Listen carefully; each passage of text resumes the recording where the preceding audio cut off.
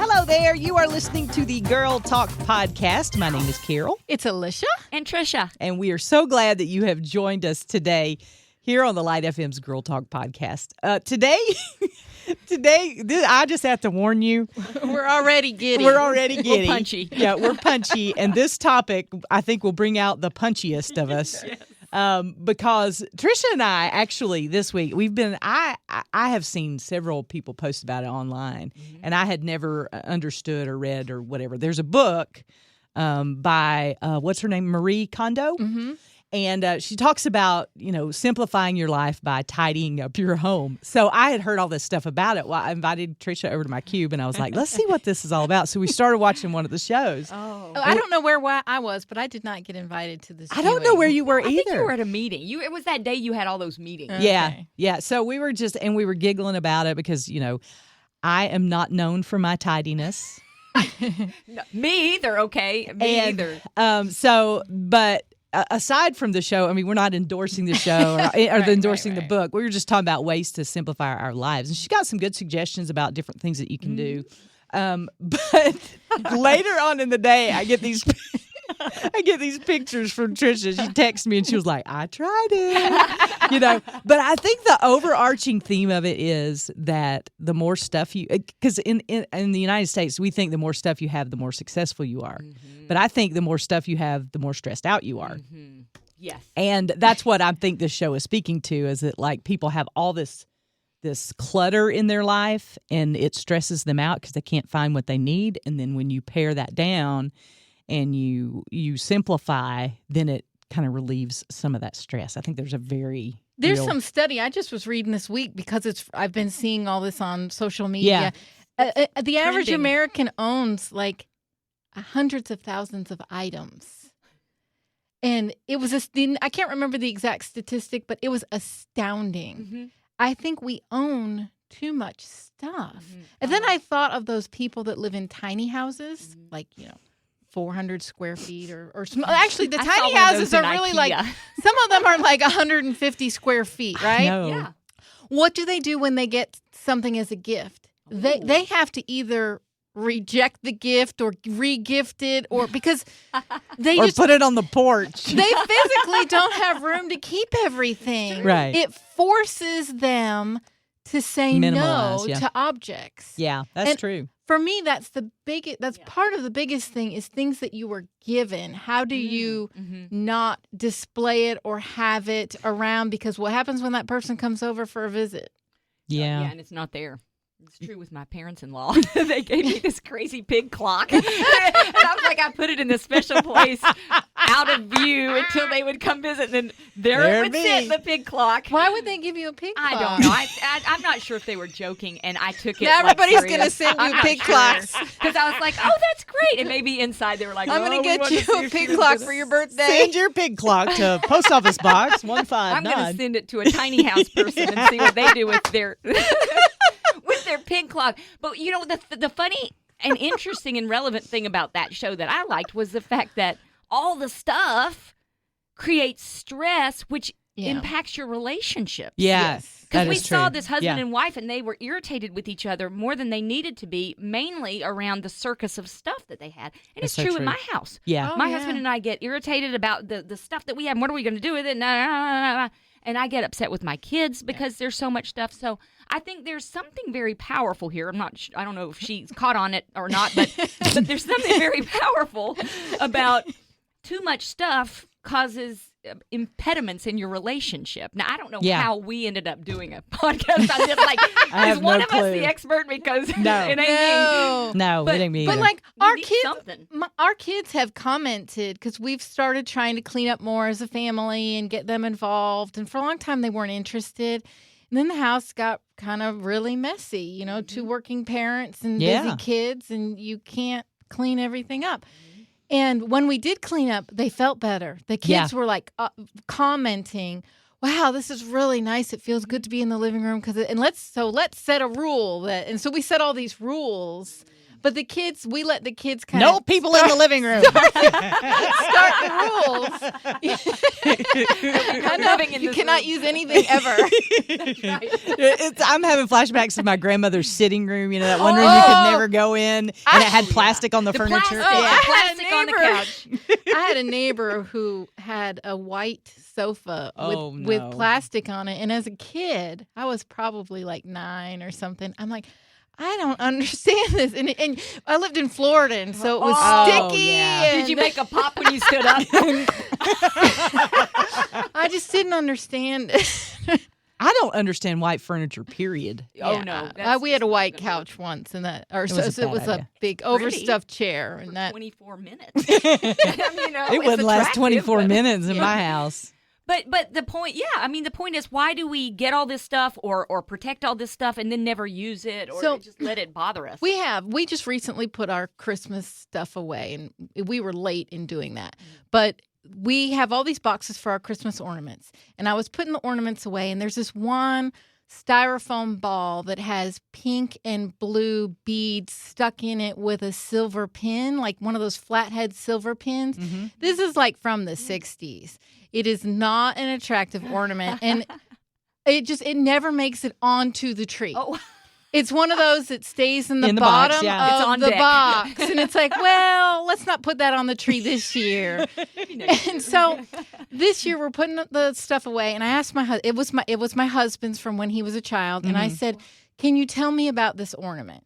What meaning does it have for you?" And he starts telling me this story. It was his aunt's sister's. Oh, wow. I said, Whoa. "Okay, We got to keep it. I was like, we're throwing it away." Okay. That was too many levels of. Uh-huh. Now we have others that are similar to it that his grandmother made. Oh, yeah. I'm like, okay, I get that. We'll keep that. But this one, can we say that this one can do I have permission to throw this away? And he said yes. But that is a common theme in our house with objects. His parents were collectors, and they would get 5. They had 5 children. Yes. They would get 5 of everything so Oh, that they wow. could give 1 to each child one day. And so there is this guilt and pressure to keep the object. And his parents have been passed for several years now. And so it's very hard because he feels like he's giving away the memories of his parents. Yeah. That's tough. Yeah. So those decisions have been much harder to deal with.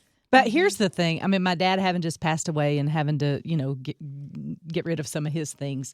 Like, I don't know that a shirt from The Gap is really what I want people to remember me by. I mean, when we really think about it, and we were talking about this upstairs about my closet. My closet is out of control. No, mine too. Mine's a disgusting I've got mess. stuff shoved back in there that I haven't worn since 1986.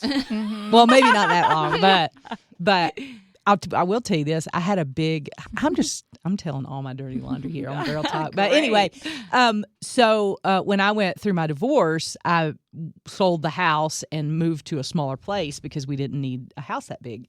And my best friend Jenny, God bless her soul. My best friend Jenny, we got to a certain place in like cleaning out the house, and she was like, "You just need to go."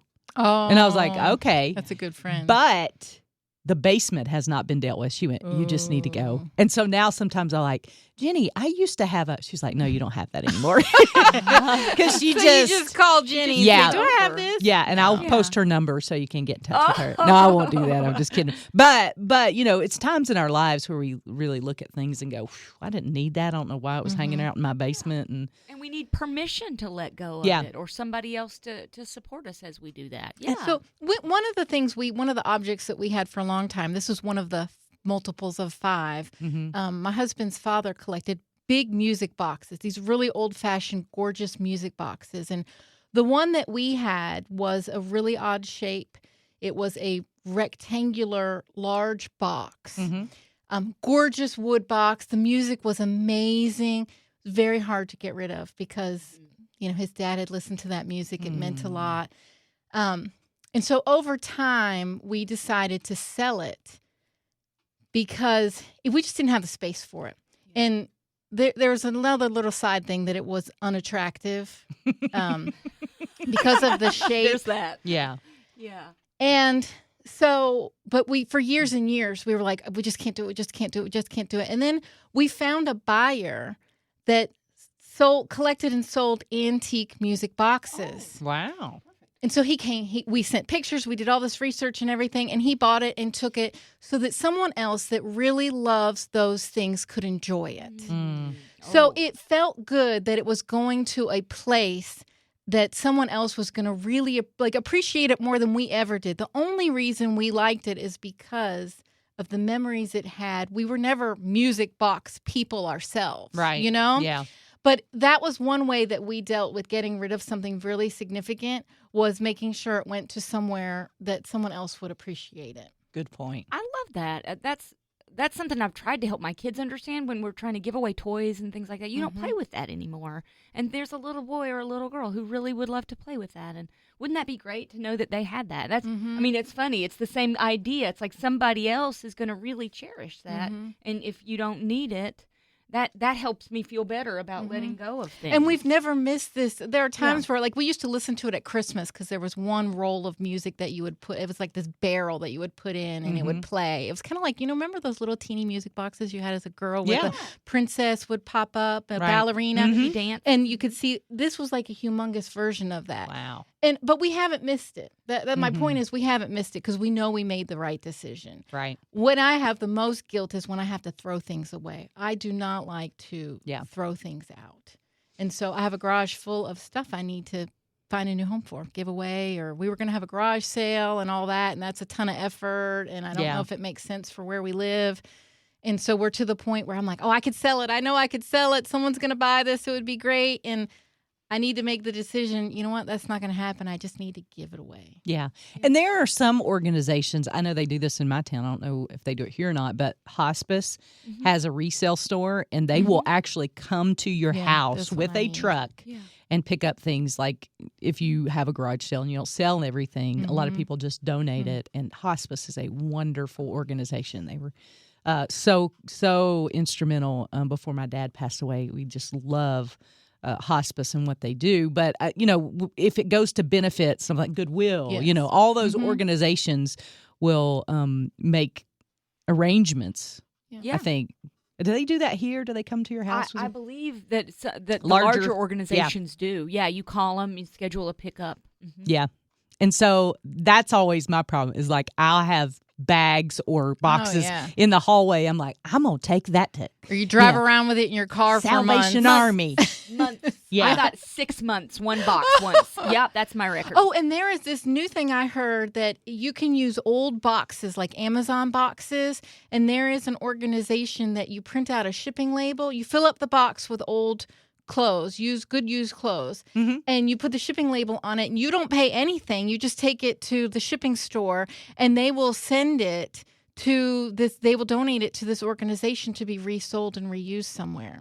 So I've got to learn more about that, but I have a closet full of clothes. Yeah, me too. That to put, and I have a ton of Amazon boxes.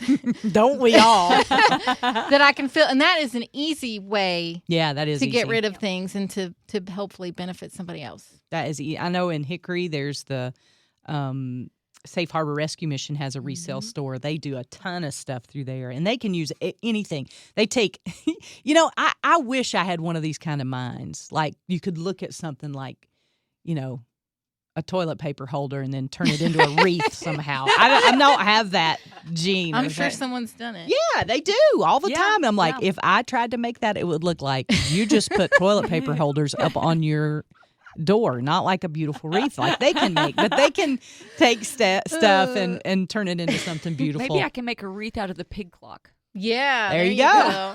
We used toilet paper holders to make a wig for my son. He was dressed up as, I think it was Albert Einstein or somebody. Oh, that's good.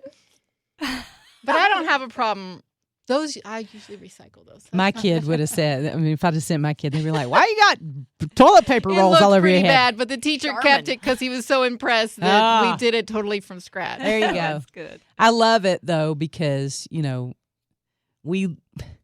God's economy takes old things and makes them new, and I love that. And it's always a reminder to me especially when I have stuff that can be reused and repurposed. And I love that that's such a big thing right now because I think it's a perfect example, a perfect life example to share the gospel with somebody. You know, even Well, and God doesn't want us to have all this stuff. That's not the purpose of what we're here for.